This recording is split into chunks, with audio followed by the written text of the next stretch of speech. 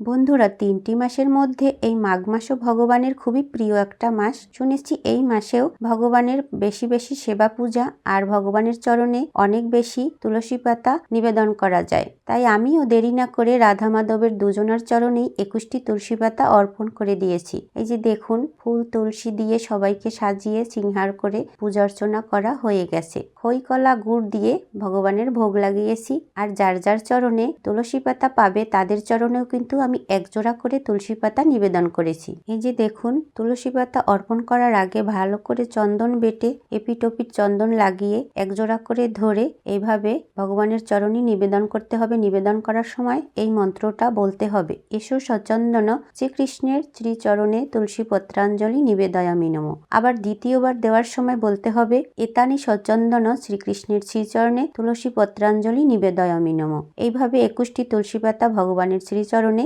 নিবেদন করে দিলাম। এই একই পদ্ধতিতে রাধারানীর শ্রীচরণেও ২১টি তুলসী পাতা নিবেদন করে দিয়েছি। এসো সচন্দন শ্রী রাধারানীর শ্রীচরণে তুলসী পত্রাঞ্জলি নিবেদয়ামি নমঃ। তো বন্ধুরা, আপনারা ২১টির অধিক যত পারেন তত বেশি কিন্তু ভগবানের চরণে এই মাসে যেভাবে পারেন, যে কয়টা দিন পারেন এভাবে তুলসী পাতা অর্পণ করতে পারেন। আর তার সাথে সাথে তুলসী মঞ্জুরি, তুলসী দল তুলে ফুল সহকারে মালা গেঁথে ভগবানের গলাতে পরাতে পারেন। তাহলে কিন্তু ভগবান আরো বেশি সন্তুষ্ট হবে। তো বন্ধুরা, ভিডিওটি কেমন লাগলো? ভালো লাগলে অবশ্যই লাইক, কমেন্ট, শেয়ার করে দিবেন।